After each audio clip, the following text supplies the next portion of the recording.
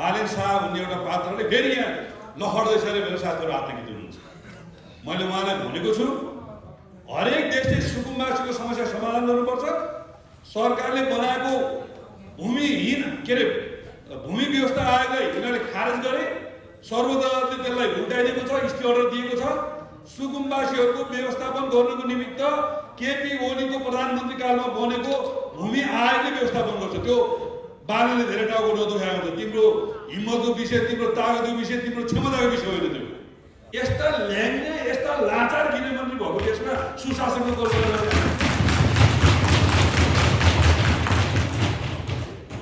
कतिपय साथीहरूले भन्नुभयो दाइ यति त नबनाएर हुन्थ्यो भन्नु।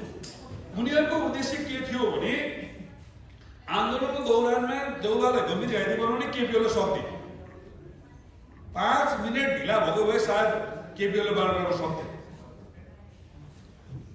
केपी ओलीले देउवालाई जनतालाई यस्तो भड्काउने कि बस्ने बासेन। हामीले गुन्डु लिएर गएपछि असोज 11 गते त्यही डिस्कर्ड मार्फत ड्रोन हमला गर्ने, मार्ने, के गर्ने, झोले ट्रेन युवाहरूले केपी ओलीसँग फोटो खिचेको हालेपछि त युवाहरूले समर्थन गर्छन्। झोले ट्रेन भन्दै पछि त फेसबुकमा युवाले फोटो पनि नहाल्ने, जाँदा नजाने, फोटो पनि नखिच्ने। अपराधिक योजनाहरू यो ढङ्गले बनिरहेका थिए। म धन्यवाद दिन्छु युवा सङ्घलाई। म क्षितिज देवी मार्फत तपाईँहरू सबैलाई धन्यवाद दिन्छु। असोज 11 गते हामीले त्यो चियापान गरेर होइन, त्यो प्रतिरोधै गरेर कुनै चिया त्यो तिम्रो विषय नै होइन, त्यो त तिम्रो टाउकै नदुखो। त्यो हाम्रो बनाएको आयोगले त्यसको व्यवस्थापन गर्छ। यहाँका कबाडी व्यवसायलाई हामी व्यवस्थित गर्छौँ, यहाँका साना व्यवसायलाई हामी व्यवस्थित गर्छौँ। कबाडीको व्यवसाय गरे बापत, गरिब सुकुम्बासीहरू यहाँ बसे बापत र साना व्यवसायी मकै पोल्नेदेखि लिएर चिया बेच्नेसम्मलाई जुन ज्यादती गरेका छौँ, अब त्यो दिन सक्यो। अब त्यस्तो ज्यादतीको हरकत भयो भने ती पीडितको पछाडि राष्ट्रिय युवा सङ्घ नेपाल हुन्छ, नेकपा एमाले हुन्छ, महेश पसल पनि हुन्छ। यसमा एकदम स्पष्ट हाम्रो निर्देश छ। त्यही भएर तपाईँहरू लुसिफरहरूले गरिबहरू, पीडितहरू, शोषितहरू, तल्लो वर्गका मान्छेहरूलाई दुःख दिन खोजे र न्यु रोडको फुटपाथ विस्तार गर्ने नाउँमा त्यहाँ अर्को आतङ्क सिर्जना गर्न खोज्दैछ। न्यु रोडका साथीहरूसँग अस्ति युवासँग टिमसित हामी बसेका छौँ र चाहे त्यो न्यु रोडमा आतङ्क सिर्जना गर्ने कर्म होस्, चाहे त्यो साना व्यवसायलाई आतङ्कित पार्ने कर्म होस्, चाहे सुकुम्बासीहरूलाई अथवा चाहे कबाडी व्यवसायहरूलाई बालेनको नाउँको आतङ्क र राजु पाण्डेको नाउँको आतङ्क हुन्छ। र त्यति मात्र होइन, थापाथलीमा ट्राफिकको बिचमाथि एट्याक गरेर मनोबल गिरेको प्रहरीले ट्राफिकलाई बालेनका कथित 200 नगर प्रहरीले न्यु खोज्छ भने त्यो नगर प्रहरीलाई पुच्छा ठाडो पारेर थापथलीबाट फाटैमा सडकै सडक भाग्नुपर्ने एउटा स्थिति आउँछ। यो कुराको नेतृत्व युवा सङ्घ नेपालले गर्नुपर्छ। हामी 5 गते नेसनल युथ भोलिन्टियर फोर्सको उद्घोष गर्दैछौँ। 5 गते सम्भवतः हामी बानेश्वरदेखि माइतीघरसम्म विशाल प्रदर्शन गर्दैछौँ र त्यो सडक क्रान्तिमय लाल सडकको रूपमा रातम्य बनाउँदैछौँ। र त्यो हामी किन गर्दैछौँ भने यत्रो स्ट्रेन्थ भएको हाम्रो पार्टीले विगतमा आन्दोलनका नाउँमा आएका आतङ्कवादी चिन्न नसक्दा, आन्दोलनमा हामीले गरे जस्तै व्यक्तिको सम्पत्ति, राष्ट्रको सम्पत्ति नोक्सान नगर्लान्, किनभने आन्दोलन हामीले धेरै पटक गऱ्यौँ। हामीले त्यो नगरेका कारणले त्यस्तो गर्लान् भनेर विश्वास गरेका कारण 2 दिनमा राष्ट्रिय सम्पत्ति स्वाहा भयो। व्यक्तिका घरहरू स्वाहा पारिए, उद्योग धन्दा, निजी सम्पत्ति स्वाहा पारिए। अब युथ भोलिन्टियर फोर्स बनाएर यो मुलुकमा अब सिंहदरबार कहिले जल्न दिने छैनौँ। हामी कहिले सर्वोच्च जल्न दिने छैनौँ, कहिले संसद जल्न दिने छैनौँ। व्यक्तिका घर र निजी कम्पनीहरू हामीले कहिले जल्न दिने छैनौँ। त्यो युथ भोलिन्टियर फोर्स एउटा शक्ति हो, त्यो एउटा स्वयंसेवकीय दस्ता हो। तर त्यसको ब्याकअप राष्ट्रिय युवा सङ्घ नेपाल हो। त्यो युथ भोलिन्टियर फोर्सलाई राष्ट्रिय युवा सङ्घ नेपालले जसरी मोबाइलमा बेलुका बेलुका हामी ब्याट्री चार्ज गर्छौँ, त्यसको ब्याट्री चार्ज गर्ने शक्ति भनेको राष्ट्रिय युवा सङ्घ नेपाल हो। युथ भोलिन्टियर फोर्स अब हामी निकाल्नेछौँ। प्राकृतिक विपत्ति पर्दा, जनतालाई दुःख पर्दा, कष्ट पर्दा, अप्ठ्यारो पर्दा यसले राता क्याप लगाएर जनताको सेवा गर्छ। 500 भन्दा बढी प्रहरीका चौकी जरेका छन्, 1800 भन्दा बढी गाडी जलेका छन्, प्रहरीको ड्रेसहरू लुटेका छन्, मनोबल किनेको छ। अहिले प्रहरीलाई अपराध भयो, चोरी डकैती लुट भयो भनेर कसैले फोन गर्यो भने कि जेनजीले बोला भन्छ कि हामीसँग शक्ति छैन भन्छ। त्यो प्रहरीको मनोबल बढाउन शोषण, दमन, उत्पीडन र अपराधीहरूले दुःख दिएका व्यक्तिहरूलाई न्यायको आवाज बुलन्द गर्न युथ भोलिन्टियर फोर्स र राष्ट्रिय युवा सङ्घ नेपालले भूमिका खेल्छ। त्यो प्रणालीमा हामी त्यसलाई बनाउँछौँ र नेकपा एमाले सिट्ठी लगाएको भरमा 1 लाख कार्यकर्ता जुनसुकै बेला तयार पार्ने स्ट्राटेजी हो। यति कुरा भन्नलाई के अवसर पर्दैन। अब भोलिका दिनमा विदेशी दलालहरू, आतंकवादीहरू त्यो ढङ्गले आयो भने हामी हाम्रो मुलुकको राष्ट्रिय सम्पदालाई जगेको त्यो डाइलेक्ट पनि डाइलेक्ट त्यति चाहिँ नमनाएको त नमनाएर समाउन आउँथ्यो। समाउन आए साँच्चै त्यसो बहुत तागत हुनु पर्थ्यो। भनेपछि त समाउन आएन नि त। गाउँमा आलुमा पानी ल्याउँदाखेरि स्याल गरायो, के अरे कुकुर गरायो, स्याल गरायो भने कसैले मतलब भन्थेन। चित्तो र बाघ गरायो भनेपछि एटेन्सन भएर सबै गएको थियो। त्यही भएर युवा सङ्घ नेपालले सकभर किमा बनाउनु नपरोस्, सकभरको त्यस्तो भएको तागत देखाउनु नपरोस् भनेर गर्जन दिएकै हो। त्यो गर्जन दिएको कारणले रोकिएकै हो। एउटा बुद्धिजीवीको अस्तिको विश्लेषण सुन्नु भएन? युवा सङ्घले यो तहमा नगरेको थियो भने, युथ भोलिन्टियर फोर्सको घोषणा नगरेको थियो भने आज चोरी र लुटेर देशभरि फिरिन्थ्यो। यो त सही विश्लेषण हो। अनि अर्को एउटा कुन चाहिँ गजेडीले हिसाबको के एउटा घरबाट भन्छ न, एउटा गजेडीले अस्ति लेख्छ फेसबुकमा, युएसदेखि इन्डियादेखि भएको सबै देशलाई अस्ति गाली गर्छ। अर्को गजेडी केपी ओली र रमेश लेखकले हिसाब चाहिँ भन्छ युथ भोलिन्टियर फोर्स विदेशी दलालहरू, लुसिफरहरू, हत्याराहरू, लुटेराहरू, डाकाहरू, आतंकवादीहरू कराउन बनाएकै हो। त्यही भएर घोषणा गरेकै हुन्छ 16 गते। यो बेला भएको छैन, बेला भागै छ, भर गरे। रवि लामिछानेलाई अस्ति बयानमा बोलाइयो, बुझ्दैनौँ हामी नाटक। जेलबाट सुशीला आमाको कोठामा ल्याएर बयान गरेर बाघ जस्तो हिँड्छ अरे।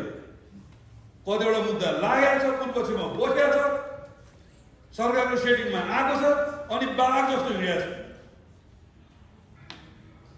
त्यो भने चाहिँ आइजिपी बनाउने प्रक्रियामा अहिलेको आइसक्नु म सेल्युट गर्छु।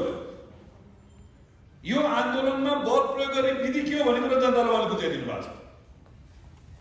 यो बल प्रयोग गरेर कुनै प्रधानमन्त्री गृहमन्त्रीको हात हुँदैन।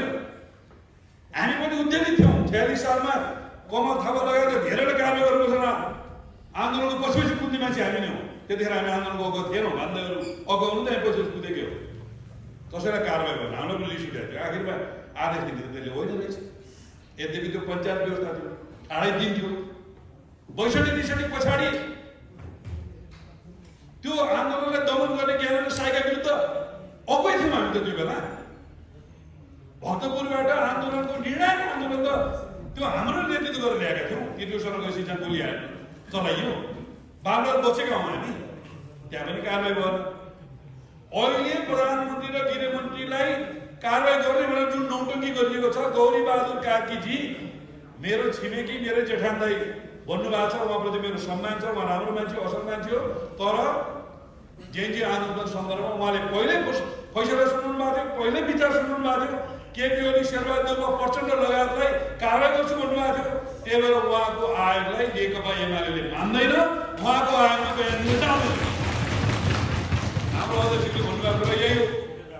अब अहिलेको आइजिपी प्रति घृणा फिजाएर नयाँ आइजिपी बन्ने साथीहरूलाई अहिलेको सरकारले, गृहमन्त्रीले के प्रस्ताव गर्दै हुनुहुन्छ भने आइजिपी बनाउँछौँ, केपी ओली र रमेश लेखक अगाडि थुन्नुपर्छ। म फेरि पुरानै डायलग दोहोऱ्याउँछु। तिम्रो बाउको तागत भनेको कुरा मन परेन भन्नुभएको छ। इन्डिया बाउ चन्द्रे आएर त्यो गर्नु सक्दैन। यो गर्नु सक्दैन, कल्पना नगर। केपी ओलीलाई सिंहदरबारमा बयान बोलायो भने हिजो जेएनजीका 10,000 युवा जाँदा फेर्न सकेनौ। 1 लाख भन्दा बढी नेकपा एमालेका कार्यकर्ता सिंहदरबार थिएछ। यो तिम्रो केपी ओलीले र हामीलाई तनाव दिनको लागि गुन्नु आउँछु भने कल्पना गरेका होला। अहिले 2-4 दिन यता गुन्नुमा चाहिँ ज्यादती पो चेकिङ पो के हो भिडियो, फेक भिडियो हालिरहेको छ नि। बुझ्नु भएको छ त्यसको नियत के हो? त्यो कुनै ज्यादती भएको होइन, त्यो कुनै चेकिङ छैन। तीनजना जडाहरू राति 11:30 बजे चढ खाएर आएर झोले सोले के भनेको कारणले युवा साथीहरूले सम्झाएपछि भागेर गए। पछि प्रहरीले बोलाएर सम्झाउँदाखेरि नियमवश भिडियो खिचेका छन् उनीहरूले। एउटा भिडियो त फ्याँकिहालेका छन्। त्यसको उद्देश्य के भने गुन्डुमा नयाँ आइजिपी बनेपछि हरकत गर्ने भन्ने यिनीहरूको प्लान। यिनका हरेक प्लानमा अपडेट छौँ हामी। र गुन्डुमा फरक उद्देश्यले आयो भने किन बनाउँछु भन्ने र जुन मैले अघि भनेको थिएँ, गुन्डुमा फरक उद्देश्यले अब यो जेएनजीको नामको अपराधी र आतङ्कवादी त आउने त कुरा के गुन्डुतिर हेर्दैन, हेरेको त्यसको प्रेसर बढिहाल्छ। सरकारको नाउँमा वर्दीधारी आएर हराएको वर्दी लगाएर कोही आयो भने त्यसलाई तह लगाउनको लागि एमाले र युवासको पक्ष तयार छ।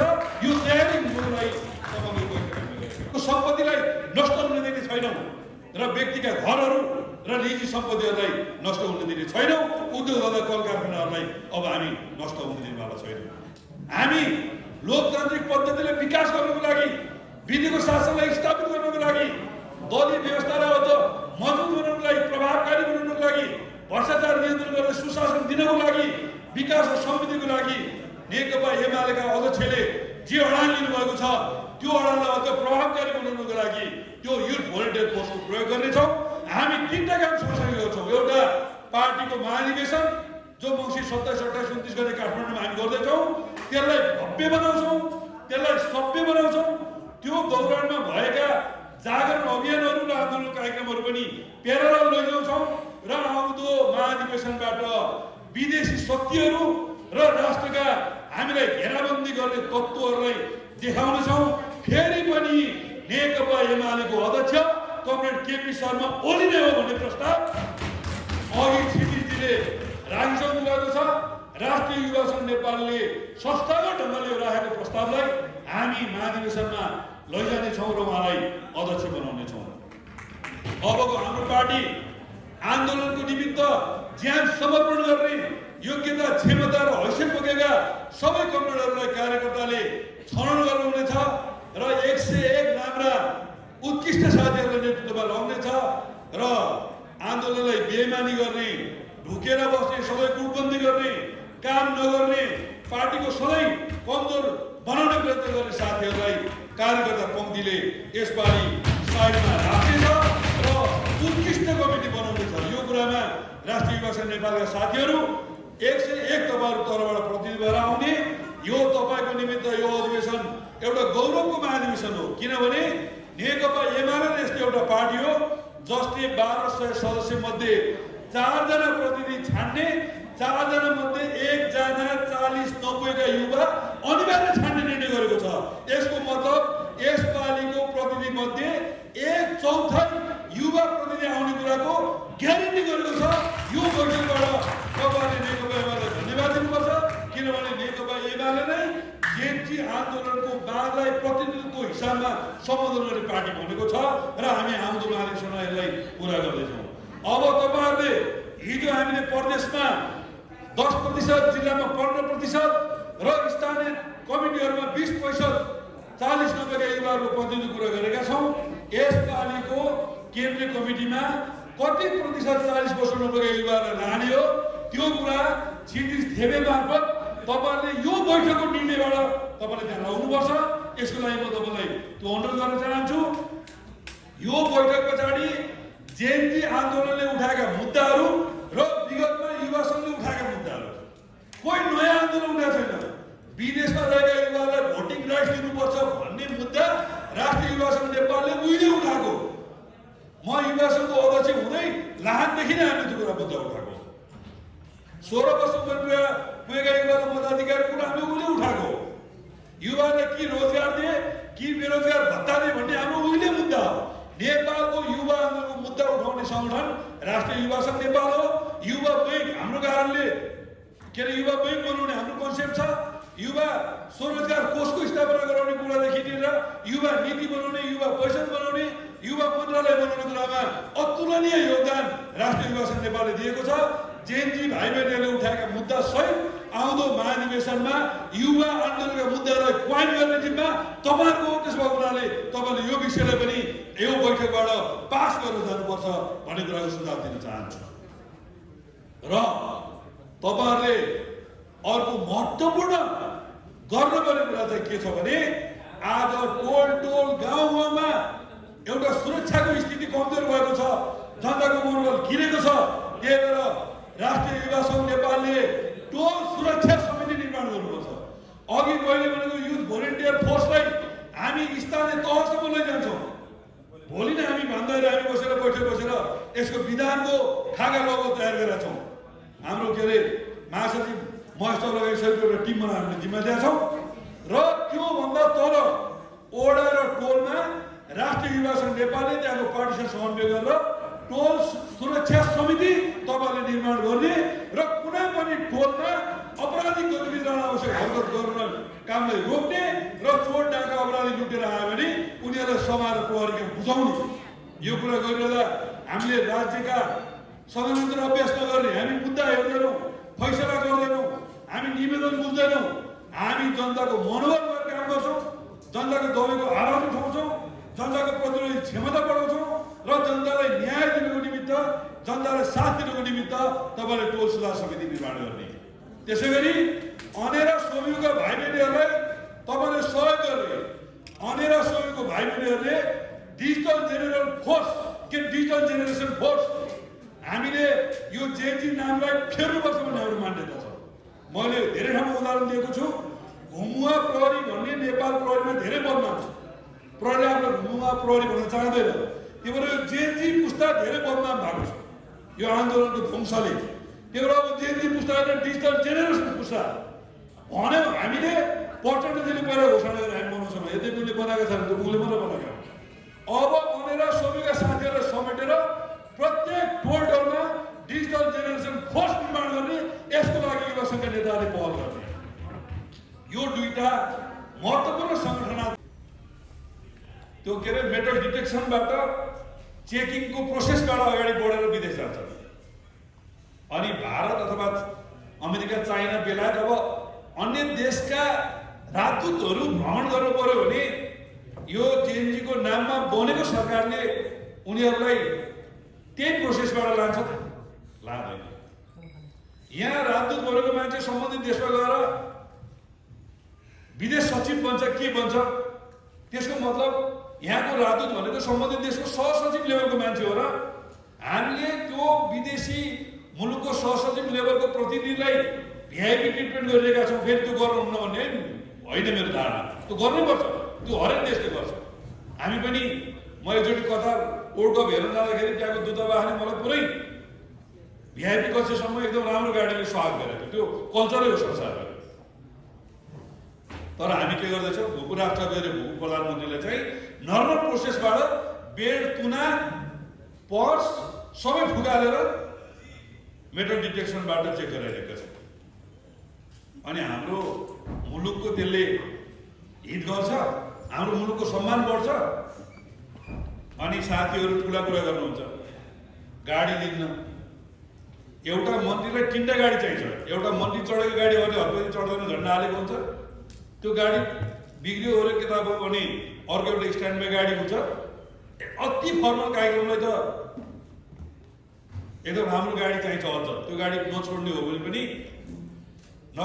पनि 3टा गाडी चाहिन्छ र परिवारले एउटा गाडी चाहिन्छ। कुनै सुविधा लिन्न भन्ने मन्त्रीको घरमा न्यूनतम 3टा गाडी छ। कुलमानजी, रामशेखर खनालजी, तपाईँको घरमा 3टा गाडी कसरी भयो देखाउनु पर्ला नि त जनतालाई। मन्त्री क्वार्टर लिन्न, मन्त्रालय भन्दा अन्त म जान्न भन्नेहरूको घर मन्त्री क्वार्टर सरको होला नि त। त्यो कसरी भयो? पिएसओ, पिए के लिन्न भन्ने साथीहरूको केही नै 3-4 जना स्टाफ राख्न सक्ने, निजी स्रोत दिन सक्ने। अहिलेको केही नै पनि ड्राइभरलाई 30,000 दिनु पर्ला। पिए, पिएसओ के राख्ने हो, अर्को 50-60,000 दिनु पर्ला। यो स्रोत के हो? त्यो रिस्टर्न बाजीले देश बन्दैन। त्यही भएर आज जेएनजी आन्दोलनका अगुवाहरू झन्डै 90% अगुवाहरू किन हाम्रो सम्पर्कमा आए? आन्दोलन सकिएको 1-1.5 महिनामा जेएनजी आन्दोलनका अगुवाहरू हिजो जसको घर उनीहरूको कारणले जल्यो, जो उनीहरूको कारणले अपमानित भए, आज उनीहरूसँगै आएर वार्ता गर्नुपर्ने स्थिति किन सुरु हो? हामीले संसद पुनर्स्थापनाको कुरा गरेका छौँ। संसद पुनर्स्थापना दुई माध्यमबाट हुन्छ। एउटा सर्वोच्च अदालतमा परेको रिटमा कानुनी प्रक्रिया पुरा गरेर संसद पुनर्स्थापना हुन्छ। विगतमा केपी शर्मा ओलीज्यूले दुई पटक गरेको संसद विघटनको सिफारिसलाई सर्वोच्च अदालतले संसदभित्र नयाँ सरकार बन्ने विकल्प रहेसम्म संसद विघटन गर्न पाइँदैन भन्ने नजिर स्थापित गरेको छ र त्यसको मुख्य एउटा अगुवा सुशीला कार्कीजी नै हो, मुख्य अभियन्ता सुशीला कार्कीजी नै हो। त्यही नजिरलाई बोक्ने हो भने पनि संसद पुनर्स्थापना हुन्छ। यद्यपि हिजो केपी शर्मा ओलीज्यू 2/3 पार्टीको प्रतिनिधित्व गर्ने सरकारको प्रधानमन्त्री हुनुहुन्थ्यो र उहाँले छोड्दा सरकार बन्ने सम्भावना थिएन। त्यही भएर माधव नेपाल, झलक खनाल लगायतका एमालेका 22 भाइहरूले शेरबहादुर देउबा र प्रचण्डजीसँग मिलेर किस्तीमा देउबाजीलाई प्रधानमन्त्रीको अफर गरेर सर्वोच्च अदालतमा जानुभएको थियो। परिस्थिति अलिक फरक हो। अहिलेको संसद विघटन कुनै निर्वाचित प्रधानमन्त्रीले गरेको होइन, कुनै प्रतिनिधि सभाको सदस्यले गरेको होइन। प्रतिनिधि सभाको सदस्य नभए प्रधानमन्त्री हुन पाइँदैन, हाम्रो संविधानले त्यस्तो भन्छ। सर्वोच्च अदालतको प्रधान न्यायाधीश भइसकेको अथवा न्यायाधीश भइसकेको मान्छे मानव अधिकार आयोगको अध्यक्ष बाहेक केही पनि हुनु पाइँदैन। त्यही भएर सुशीला कार्की हाम्रो संविधानले नचिनेको प्रधानमन्त्री हो। अहिलेको मन्त्रीमण्डल हाम्रो संविधानले नचिनेको मन्त्रीमण्डल हो। त्यही भएर संसद पुनर्स्थापना गरेर संविधानले चिनेको नयाँ सरकार बनाउनुपर्छ र त्यो सरकारमा दलको प्रतिनिधित्व चाहिन्छ। त्यो सरकारमा जेएनजी आन्दोलनका अगुवाहरूको प्रतिनिधित्व चाहिन्छ। किन चाहिन्छ भने जेएनजी आन्दोलनका अगुवाले हामीसँग वार्ता गर्न भनेका छन्। बालेनजीले सेनापतिसँग वार्ताको आह्वान गर्ने स्ट्याटस लेखेर नेपालको लोकतन्त्रलाई निरङ्कुशतातर्फ लैजाने र सेनाको हातमा बुझाउने षड्यन्त्र गरे। हामी त्यसमा झुक्क्यौँ। बालेनले संसद विघटनको सिफारिस गरे, स्ट्याटसबाट हामी त्यसमा झुक्क्यौँ। दल र दलीय व्यवस्थाको अस्वीकार गर्ने कुरामा हामीले उचाले, हामी त्यसमा झुक्क्यौँ। अब हामी संसद पुनर्स्थापना गरेर जेएनजी पुस्ताको प्रतिनिधित्व खोजिरहेका छौँ। हामी नयाँ सरकार बनेर दल प्लस हाम्रो पनि त्यहाँ भूमिका खोजिरहेका छौँ र हामी जेएनजी आन्दोलनमा उठेका मुद्दाहरू जो साँच्चीकै नेपाली जेएनजीहरूले उठाएका थिए, नेपाली मन भावना भएका नेपाली जेएनजीहरूले उठाएका ओरिजिनल मागहरू, भ्रष्टाचार नियन्त्रण गर्ने कुरा, सुशासन कायम गर्ने कुरा र सोसियल मिडियालाई हाम्रो आवाजलाई उजागर गर्ने फोरमको रूपमा प्रयोग गर्ने कुरा उनीहरूको माग थियो। त्यो कुरालाई हामी सम्बोधन होस् भन्ने चाहन्छौँ। त्यसका अलावा संविधानलाई नै संशोधन गरेर कतिपय मागहरू पुरा गर्नुपर्छ भन्ने हाम्रो चाहना छ। त्यसलाई हामी पुरा गर्नको लागि पनि आज संसद हामीलाई चाहिन्छ उनीहरूले भनिरहेका छन्। उनीहरूको त्यो मागप्रति हामी सकारात्मक छौँ। तर वर्तमान सरकार जेएनजी आन्दोलनका माग र मुद्दाहरूलाई सम्बोधन गर्ने होइन, जेएनजी आन्दोलनका माग र मुद्दाहरूलाई आरेघाटमा लैजाने तर्फ केन्द्रित छ। सुशीला आमै के भन्न थाल्नु भएको छ भने हामीले चुनाव गराइदिने हो, संविधान संशोधन मार्फत पुरा गर्नुपर्ने तपाईँका मागहरू अर्कोचोटि चुनाव लड्नुहोस्, जित्नुहोस् अनि पुरा गर्नुहोस् भन्दैछ। गैर जिम्मेवार अभिव्यक्ति दिँदैछन् सुशीला आमा। हाम्रो पार्टी अध्यक्ष के भन्नुहुन्छ भने संसद पुनर्स्थापना गरौँ, एमाले काङ्ग्रेस र जेएनजीका प्रतिनिधिहरूको बिच छलफल गरौँ, तपाईँहरूका जायज मागहरू नयाँ चुनाव पछाडि होइन 1 महिनाभित्र हामी पुरा गर्छौँ भनेर हाम्रो व्यवहारिक कुरा के हो, छलफल गरौँ। जेएनजी भाइ बहिनीहरू, हाम्रो घर जलेको छ, हामीलाई एक ढङ्गले प्रतिबन्ध लगाउने प्रयत्न भएको छ। हामी मुलुकको हितको निमित्त आफ्ना जलेका घरहरूलाई थाती राखेर यो मुलुकको हितको निमित्त योगदान दिन तयार छौँ। हाम्रो क्षति बेहोरेर हामी अगाडि बढ्न तयार छौँ। सुशीला आमा तपाईँको प्रतिनिधि हो कि ओम प्रकाशजी तपाईँको प्रतिनिधि हो कि? जेएनजीका साथीहरू आउनुहुन्छ, बडो रमाइलो लाग्छ मलाई जेएनजी साथीहरूको स्टाइल। एउटा साथीले हाम्रो अगाडि दिनुहुन्छ पुरै क्याब लाएर मास्क लाएर, ए भाइ यो म्याच त खोले हुन्छ नि, कोठाभित्र त होइन त, हामी एकदम गम्भीर सङ्कटमा छौँ भन्नुहुन्छ फेरि उहाँहरू होइन। कोठाभित्र त क्याब र मास्क खोले हुन्छ बनाउनु उहाँ यति आतङ्कित बनाइएको छ बिचरा उहाँहरू। गृहमन्त्री र तल्ल उहाँले फोन गर्नुहुन्छ तीबाट हाम्रो अगाडि, यस्तो गाली दिनुहुन्छ कि त्यो निर्लय छ त्यो मन्त्री बिचरा। अनि फेरि मन्त्रीज्यूको एसीमा सक्छ हामी बस्दा बस्दै अहिले के भद्र लाग्यो प्रधानमन्त्रीको सल्लाहकार अझै भद्र होला विवेकशील पार्टीका नेता